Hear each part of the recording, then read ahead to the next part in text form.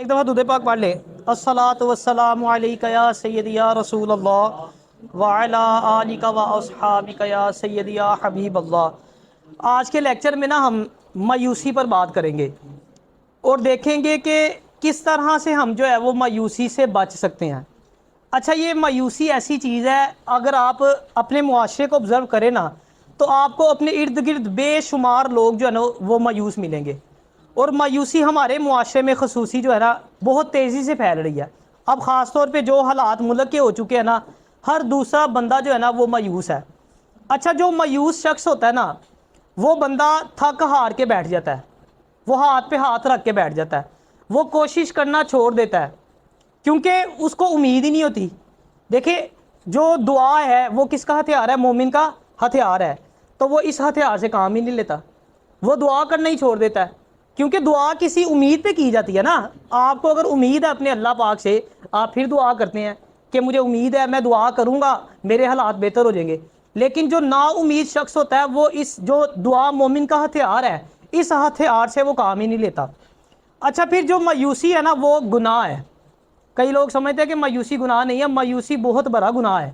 اللہ پاک قرآن پاک میں ارشاد فرماتا ہے، سورہ یوسف آیت نمبر 87، اللہ پاک فرماتا ہے کہ اللہ کی رحمت سے مایوس نہ ہو، اس کی رحمت سے کافر ہی مایوس ہوا کرتے ہیں۔ یعنی مومن کو تو کسی بھی صورت میں نا اللہ کی رحمت سے مایوس نہیں ہونا چاہیے۔ دیکھیں، اپنے اللہ پاک سے جیسا گمان رکھیں گے نا آپ اللہ پاک کو ویسا ہی پائیں گے۔ اگر آپ نے اچھا گمان رکھا ہے تو یقین مانے آپ کے ساتھ اچھا ہی ہوگا، اگر آپ نے برا گمان رکھا ہے تو آپ نے گمان کیونکہ برا رکھا ہوا ہے اس لیے آپ کے ساتھ برا ہی ہوگا۔ اس لیے ہمیشہ اپنے اللہ پاک سے اچھا گمان رکھیں۔ دیکھیں، اللہ پاک کا جو تعارف ہے نا، اللہ پاک کا جو تعارف ہے وہ جبار اور قہار نہیں ہے۔ اللہ کا جو تعارف ہے نا وہ رحمان اور رحیم ہے۔ حضرت ابو ہریرہ رضی اللہ تعالی عنہ ارشاد فرماتے ہیں کہ جب اللہ پاک نے مخلوق کو پیدا کیا نا تو لوح محفوظ پہ لکھ دیا کہ میری جو رحمت ہے نا وہ میرے غضب پر بھاری ہے۔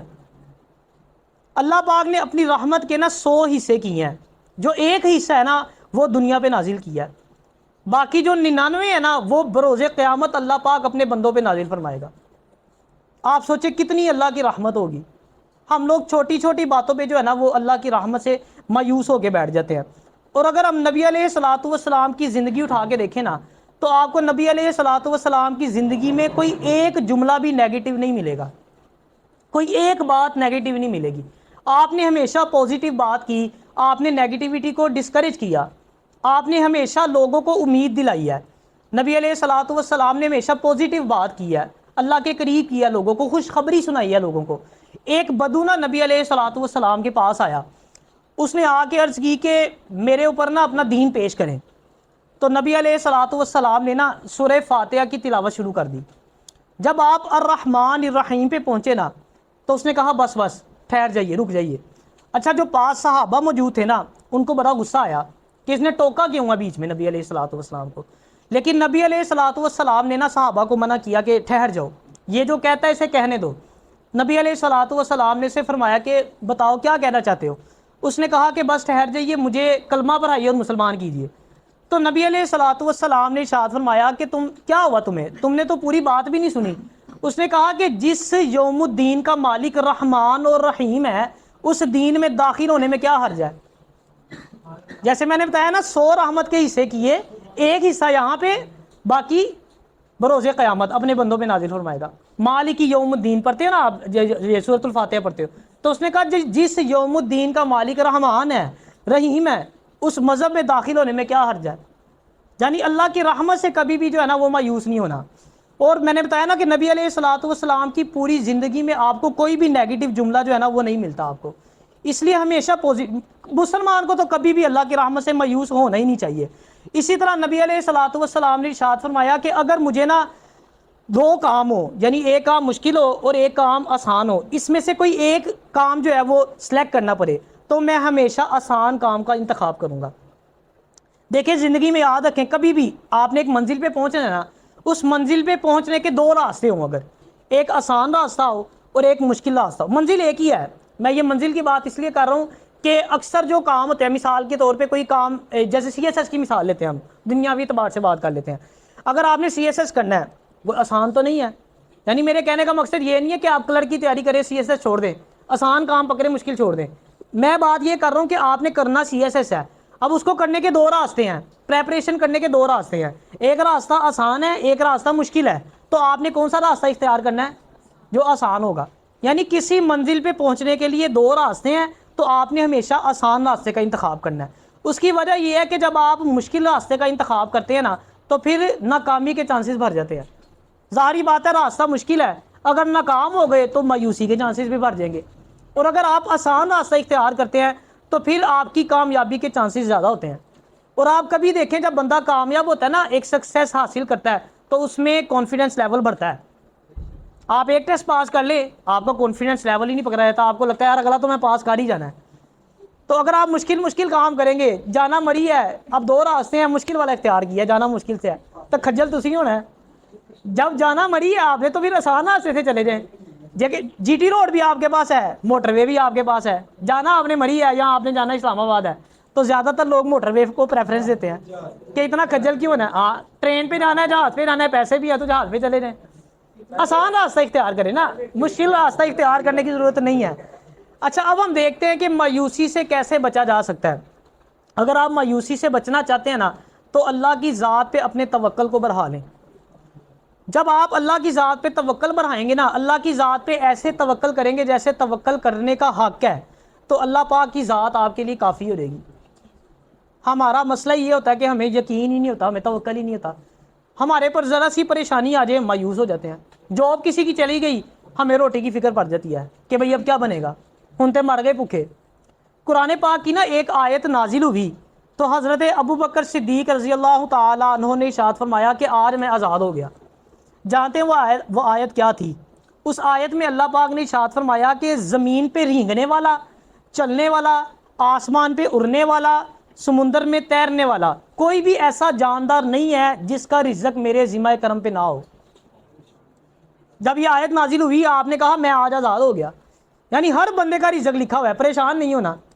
حضرت علی رضی اللہ تعالیٰ عنہ نے ارشاد فرمایا کہ اپنے آنے والے دن کا بوجھ آئے ہوئے دن پہ نہ ڈال. آپ نے فرمایا کہ اگر تیری زندگی کا ایک دن بھی باقی ہے نا تو اللہ پاک تجھے اس ایک دن کا رزق بھی عطا کرے گا.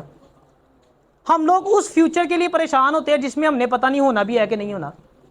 10 سال کی پلاننگ کی ہوئی ہے، پریشان ہو رہے ہیں، پتہ نہیں ہونا بھی ہے 10 سال بعد کے نہیں ہونا. آج میں رہے نا، جیسے آپ نے فرمایا اپنے آنے والے دن کا بوجھ آئے ہوئے دن پہ نہ ڈال. یعنی جو آج کا دن ہے اس کو انجوائے کرو یار، اس میں اللہ کا شکر ادا کرو. جو ہے ہی نہیں آگے، آپ کو پتہ ہی نہیں میں نے ہونا ہے کہ نہیں ہونا، آپ اس کے لیے پریشان ہو رہے ہیں. لمبی لمبی پلاننگ کی ہوئی ہے، زندگی کا ایک لمحے کا بھروسہ نہیں ہے، اور پلاننگ ہزاروں سال کی ہوئی ہے کہ ہم مرے ہی نہ، ہمیں شاید موت ہی نہیں آتی. پلاننگ ہماری اس طرح کی ہے کہ شاید ہمیں موت ہی نہیں آنی. اس لیے زندگی میں نا جو مرضی حماقت کر لیں آپ، ایک حماقت کبھی بھی نہیں کرنی. اللہ کی رحمت سے مایوس نہیں ہونا، یہ حماقت آپ نے کبھی بھی نہیں کرنی. حالات جیسے بھی ہوں آپ نے اللہ کی ذات سے ہمیشہ، اللہ کی ذات پہ ہمیشہ توکل کرنا ہے اور یقین رکھنا ہے اللہ کی ذات پہ، مایوس کبھی بھی نہیں ہونا. اور آخری بات کیا ہے کہ لیکچر کو ختم کروں گا کہ جب بولتے ہیں نا تو سوچ سمجھ کے بولا کریں.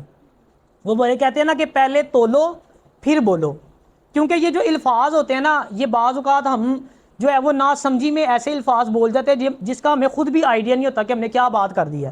حضرت علی رضی اللہ تعالیٰ عنہ ارشاد فرماتے ہیں کہ جب تم بات نہیں کرتے نا تب تک وہ بات تمہارے قابو میں ہوتی ہے، اور جب تم بات کر دیتے ہو پھر تم اس بات کے قابو میں ہوتے ہو. آپ نے فرمایا کہ اپنی زبان کی حفاظت ایسے کرو جیسے تم اپنے سونے اور چاندی کی حفاظت کرتے ہو، کیونکہ بہت سے الفاظ ایسے ہیں، بہت سی باتیں ایسی ہیں جو رزق کو چھین لیتی ہیں اور عذاب کو ہانک کے لے آتی ہیں.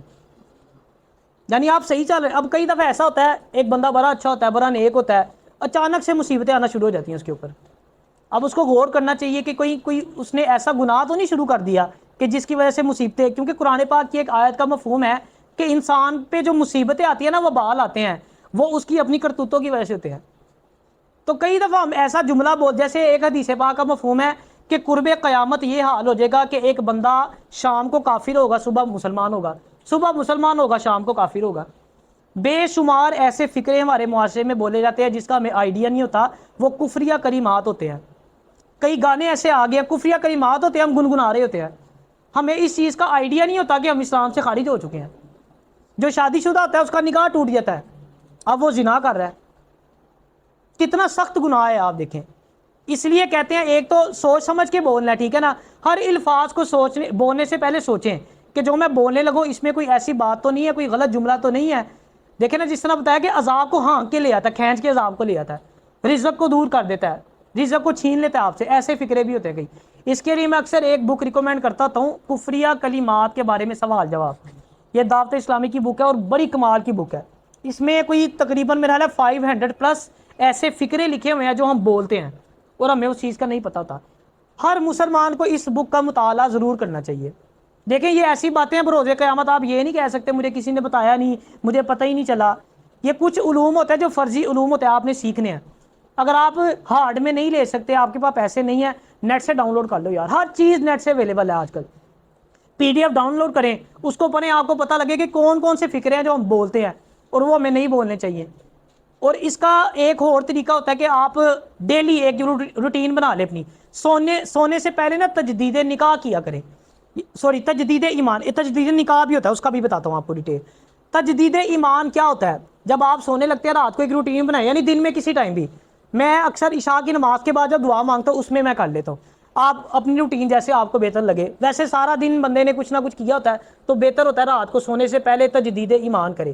وہ آپ اس طرح اللہ تعالیٰ سے دعا کر سکتے ہیں کہ یا اللہ میرے قول سے یا فعل سے کبھی بھی کوئی جانے انجانے میں کفر ہو گیا ہو تو میں کفر سے بیدار ہوں، میں کلمہ پڑھتا ہوں لا الہ الا اللہ محمد رسول اللہ۔ یہ ہے تجدید ایمان۔ یعنی اگر کسی سے کفریہ کلمہ کوئی نکل گیا ہے، ہمیں نہیں پتہ لگتا بعض اوقات، تو اس طرح بندہ جو ہے وہ تجدید ایمان ہو جاتا ہے۔ اچھا، اب تجدید نکاح کیا ہوتا ہے؟ جو جیسے میں نے بتایا جو بندہ شادی شدہ ہے، اگر اس نے کوئی کفریہ کلمات بولا نا تو اس کا نکاح بھی فاسد ہو جاتا ہے، اس کا نکاح ٹوٹ جاتا ہے، اس کو تجدید نکاح کرنا پڑتا ہے پھر، یعنی دو گواہ بٹھا کے اس کو دوبارہ سے اس کے سامنے کہنا پڑتا ہے کہ میں جو ہے اس کے ساتھ نکاح کرتا ہوں، وہ پھر تجدید نکاح ہو جاتا ہے۔ اگر تجدید نکاح نہیں کرے گا تو وہ زنا کے زمرے میں آئے گا۔ تو یہ چھوٹی چھوٹی باتیں ہیں جو یقین مانے میں نہیں پتہ ہوتی، نہ ہم معلوم کرنے کی کوشش کرتے ہیں۔ اور دیکھیں بندہ تبھی جنت میں جائے گا نا جب اپنا ایمان بچا کے لے جائے گا، اگر ایمان نہیں بچا تو پھر تو کوئی چکر ہی نہیں ہے۔ کافر نے ہمیشہ دوزخ میں رہنا ہے، یہ بات یاد رکھنا۔